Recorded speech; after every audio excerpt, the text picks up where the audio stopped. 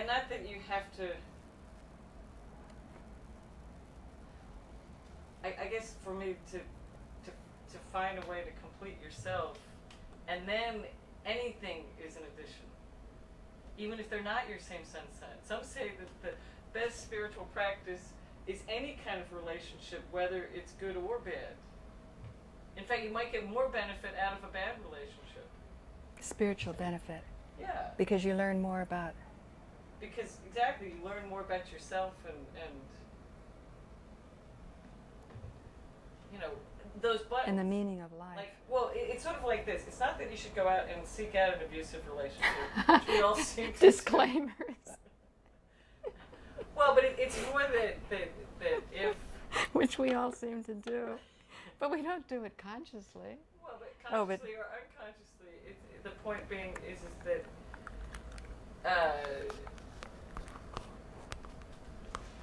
those buttons, if you have buttons that other people can push, if you are trying to avoid relationships or avoid situations so that you can live kind of a mediocre but very cushy life.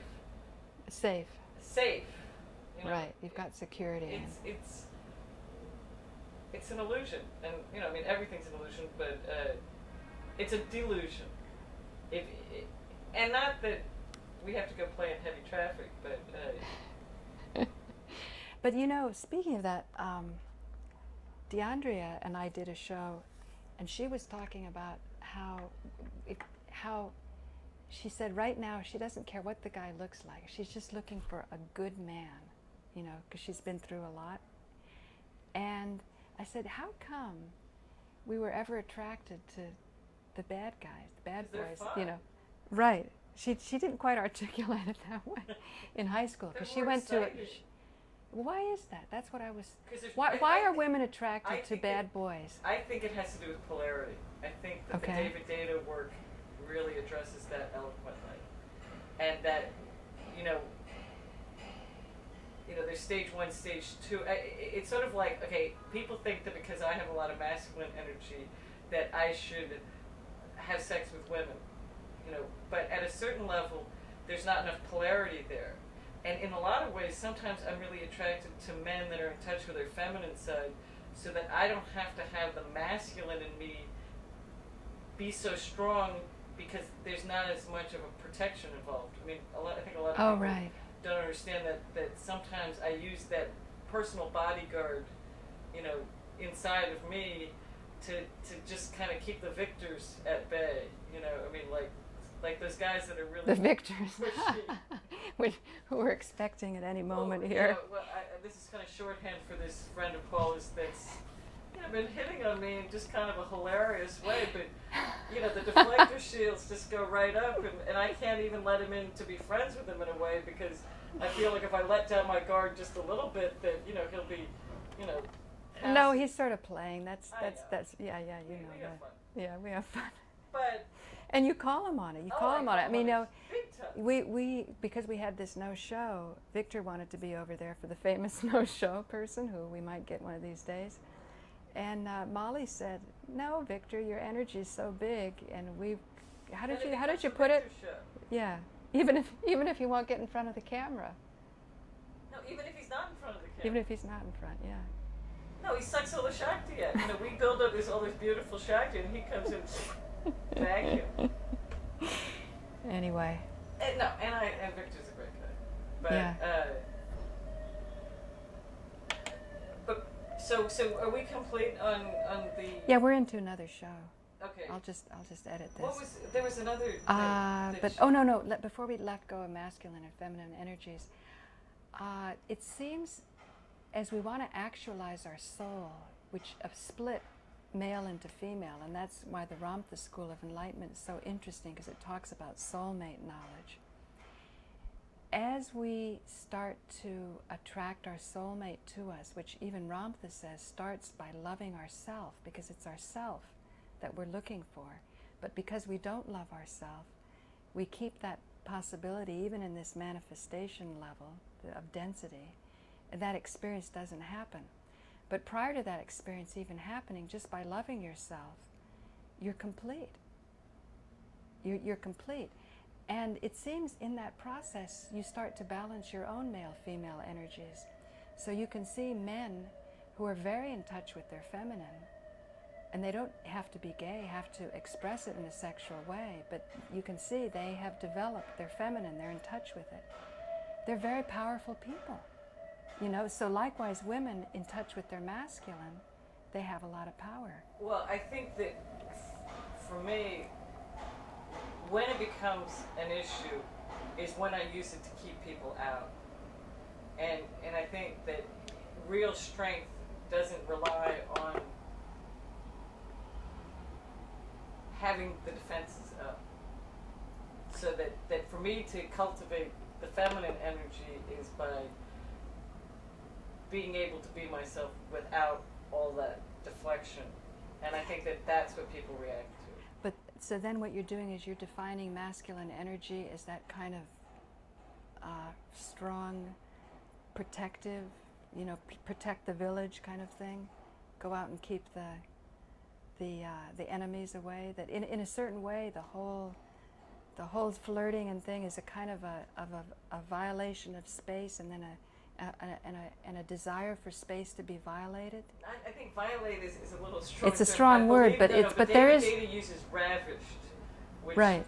Which I think is a more socially. Jazz said ravaged by mistake. Ravaged. Women want to be ravaged. And I'm like, savaged. Excuse me, I think ravished is the word. Ravaged. There is kind of a fine line between a classical education and being ravished is sexy, whereas being ravaged is, right. is abusive. Right. And it's I think that it has to do more with a man has to hold his center, you know, and that women are attracted to someone that really can maintain that focus, that it's hard to say. The men that are most attractive to women are men who can be silent and strong and immovable, while all of the Shakti and the display of energy and being in the moment is swirling around them. And I know that's true for me. If I find somebody that can handle all that feminine energy, you know, like, I guess in your case, I think it's very feminine to forget words to songs, you know, from our last show. You're just so in the moment. So if you've got a strong masculine presence that can sort of ground that and feed you the words or show you, then the show can go on, you know? My ex-husband used to do that. Yeah? Yeah. Well, that's a nice thing. And that's why I was attracted to him, because he had a very strong manifesting energy. And when it was working, I mean, we had a very tempestuous but creative, productive relationship. Yeah. And when he buckled in a way, because he didn't have enough grounding, right, or foundation, right, to support the entire family. I mean, we had, you know, my brother, my cousins, you know, we were all working together, and I don't know what happened. You know, along those lines of a man not being able to come up to the almost unlimited energy that women can tap into, I think this is where the masters come along, because when the masters send a blessing to a male body as opposed to a female body, it's received in a different way. So my experience, because I've had a lot of relationships with men who are usually spiritually inclined, so I've watched the times that I was with them when we were more in the presence of masters, and the times I was with them when we were less in the presence of masters. And in all cases, the presence of the master would make our relationship stronger, you know. But I can also see how it's a fine dance, just like ravaged and ravaged and ravished. With a master, you can also have relationships destroyed because of a narrow interpretation of the energy that, oh, sex is bad and meditation is good, and I'm not going to have anything to do with sex and with women. And in that case, I call that more of a less developed appreciation of the master's energy, where they just want to just sit at the feet and just, you know, just feel the energy that way. Soak up the Shakti. Soak it up, yeah. But instead of kind of like investing it, say, let me explore this energy. What is it like to have this awareness of this expansion along with a relationship, or along exactly with sex, you know? People know what it's like to say mantras quietly. Well, I remember coming back from India once, making love to Alan, and just saying the mantras out loud, and it was really, really a different experience, powerful. And the closest it can come to is, you know, right now, my lover is the sun, you know, the morning sun comes up, and to say the sun mantras and to just feel, you know, the kundalini shake or reverberate, that's an extraordinary gift, or of age. That's the other side. Like when the guy said my looks have gone south because I'm older, the benefit is each time of your life offers you different opportunities. Right. And if I was sitting down when I was 22 years old, you know, because sometimes I sneak my top off and greet the morning sun, I couldn't do that at 22 years old. I would have attracted a lot more attention, and I couldn't have handled it. I couldn't have taken it. But because I realized time is so precious, and being in Manhattan is such a wonderful opportunity, and there's huge nature here in Manhattan, you can work with time-honored yogic processes, and you can develop balance with the 5 elements. And I am so glad I've had the masters I've had the relationships I've had, because even with mantras, it's kind of like, it's a type of a relationship. So what do you think about, you know, now that your looks have gone south, you know, how has that shifted things? Well, I think I just explained that. I have other options. But I think beauty is an important thing. I think I tend to go for horrific messages, you know, sex slavery and abusiveness. Okay, you did sort of explain it, but what are the benefits? Oh, I see. So you can take off your top and you're not worried about getting mobbed. Yeah. Is that the only? Right. Is that the only? It's not. No, that's not the only thing. But it's like I'm saying, it's important, and this is why I want to put more attention on production and on editing. It's important when you're giving a message, like say, in May, it was signed into law that any dissent against the administration about the war means you can be arrested. So that means we have the laws already in place, they just haven't been enforced yet, to start hauling people off to prisons, to concentration camps. And apparently I haven't seen them with my own eyeballs, but you know, I'm certainly up for an excursion to one of these concentration camps that are being built. But only they may take you away. Well, no, but I'm not afraid about that, because I feel everybody is trying the best they can. I feel even in the case of those people at Homeland Security who might be sort of containing certain websites and even the information I give out, I feel for all of those people who are trying to contain it, there's just as many who are trying to go for the freedom and the transparency. So I feel, and that's probably why I do tune into nature when I can, because you're never going to overcome nature. There's no law that you're going to be able to make, no constitution that's ever going to be able to overcome nature. I just read in that book that when you can command on nature is when you can become one with nature. Right. Which book is that book? The one that Dunya... Oh, right. She said that Shirdi Baba, who is up here, well, right. I can't see him. Because they have to put the swastika in. You don't want to go there. Well, we could. But she was saying what's interesting is that you can command on nature when you... You want me to get the book? No. No, okay. It's the message... But let me show... I should show Shirdi, right? I mean, okay. And you want to just... Okay, go on. Well, but then I have to explain who he is and okay. To me, it's not important. The mystery saint. Of who he is. It's more important that there's a lot of people besides just Shirdi Baba that have become so much,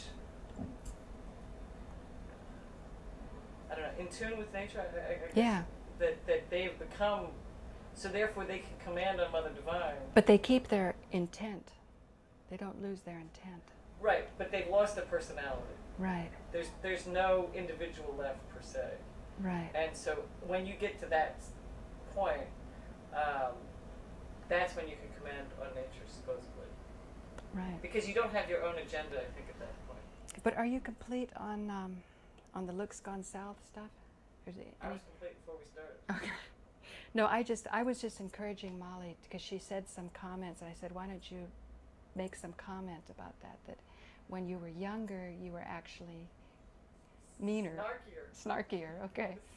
Yeah, but that, you know, probably blasting caps, that guy who made the comment, if you put your giraffe ears on, a lot of times when you hear abusive language or things that aren't so flattering, it means that he's lost his looks. It means there's something is, well, I don't know if he's lost his looks, but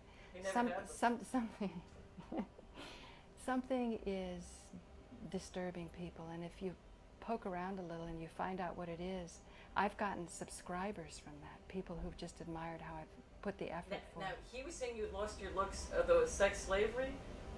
Well, yeah, definitely. I mean, that's 8 years. Hot. You look pretty hot. In sex slavery, yeah, but that's 7 years ago. Yeah.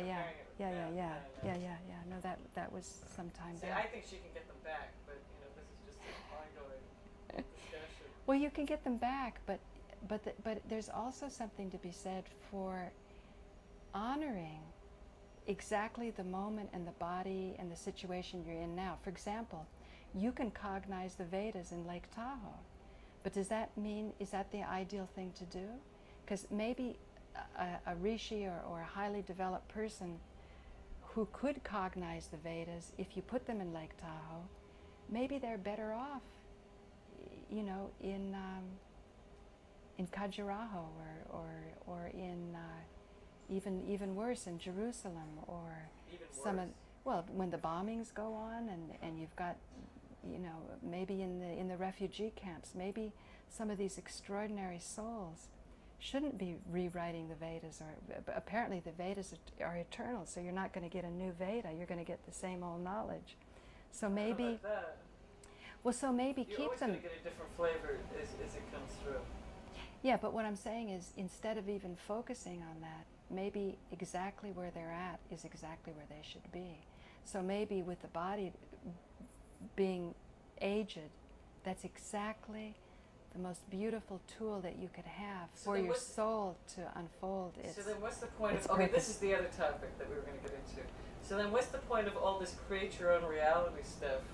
And it seems to me that this feeds into exactly what I was saying, is that people are constantly looking for ways of creating what they want as opposed to accepting what they need. Right. And to me,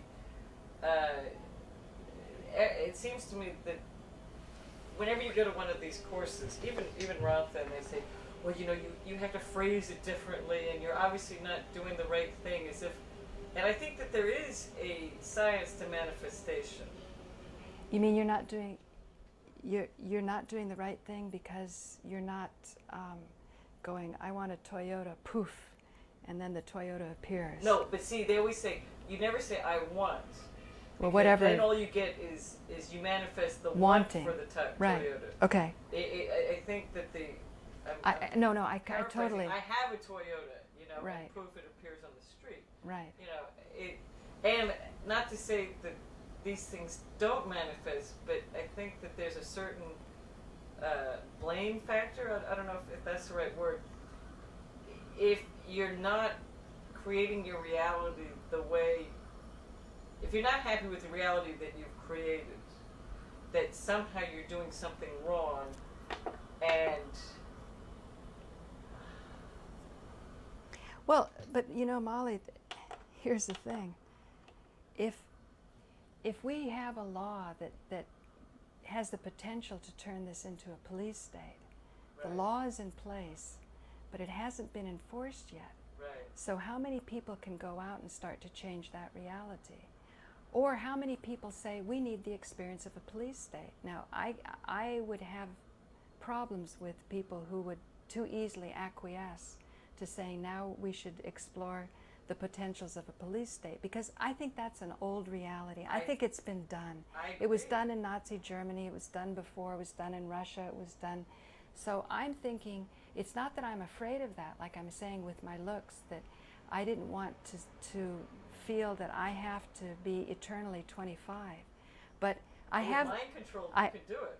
I know, but if I you would be willing but to I also subject but I yourself to also government mind control, then you too could be 25 for the rest of right. your life.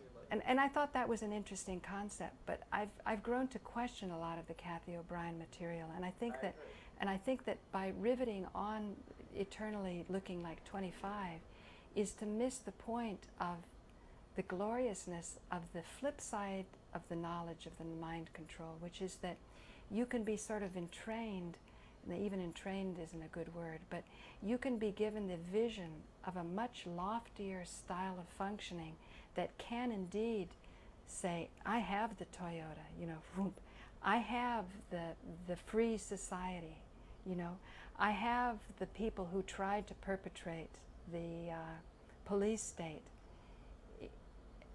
as my close friends. And because they're my close friends and I share this type of freedom, they're understanding a wider reality, precisely because of connection to the very people they felt they had to do genocide on, the undesirables, because of facilitating this connection of empathy. You make it sound like you're an oligarch, and you're not.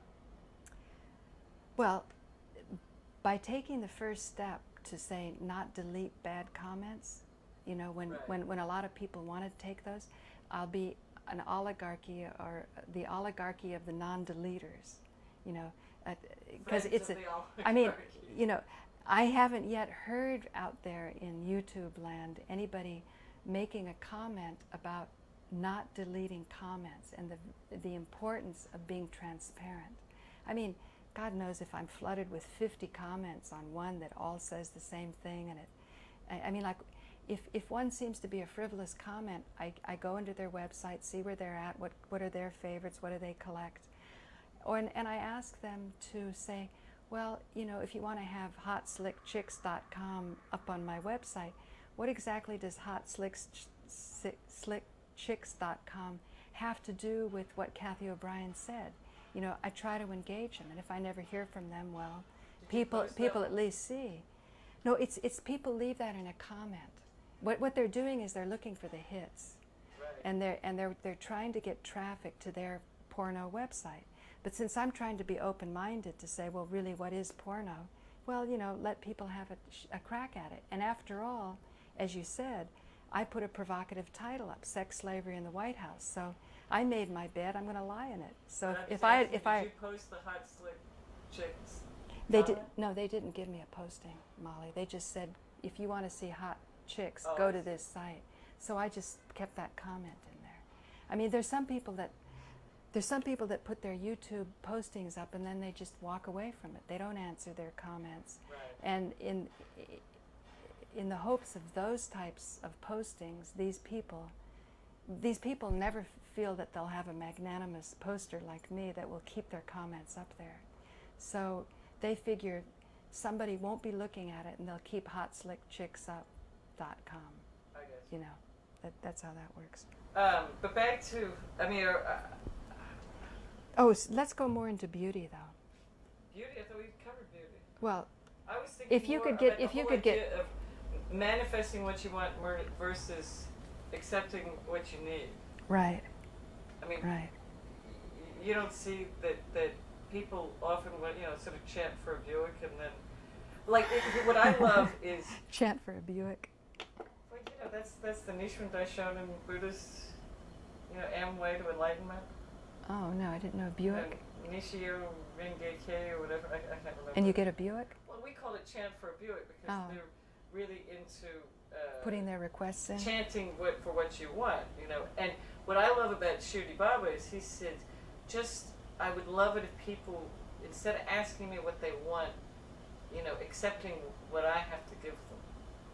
Because he sees a higher purpose for them. Right. And that it's so easy to go for the sort of, I don't know, not the lowest common denominator, but not really knowing what your highest possibility is. Right. Because, and so therefore, if you're trying to manifest certain things in your life, then that's maybe not the best place to put your energy. Maybe the chanting means that as you're chanting for your Buick, the very process of chanting, you're starting to think about the chanter. You're starting to reflect more on yourself. And there's a possibility that at the end of the day you don't want the Buick. And if you don't want the Buick, you probably won't get it. And the other possibility is you can stay in that desire mode where you didn't learn much about yourself and you didn't get the Buick. No, you do get the Buick. See, because okay, you mean but I think your God within operates in such a way that you're not going to be turned into a glutton. I don't think the great work is about becoming a glutton, because I don't think it works. I think your God has it programmed that it won't, because it knows your. But for a while, not consistently. I used to do it extremely consistently. I mean, tell people what you used to do. Well, some boyfriend once said to me, "You always get what you want," and I think I was so horrified that he saw me as sort of an opportunist, or that I was such a manipulator, that I kind of freaked out, backed off. And then not only did I not get what I wanted, but nobody gave me any credit for not getting what I wanted. You mean you were still seen as a manipulator? No, but it was just that. What would credit look like? Know. Aren't you such a nice person, or humble, or holier than thou? You know what I mean? I wanted to be holier than thou. So then I was like, well, now I'm unhappy, and I'm not getting what I want, and nobody loves me. I'm not getting love either. And so I went back to trying to get what I want, and now the magic works sometimes, and sometimes it doesn't. And would you like a glass of water? No, I'm okay. I think that there's another caveat which is hard to integrate into this whole manifestation thing is, I am, and you make your declaration, and then afterwards you say, as the highest thing that could possibly be for my being. But to me that kind of dampens the affirmation. Oh, because you're like mistrusting yourself? No, it's more that it's not as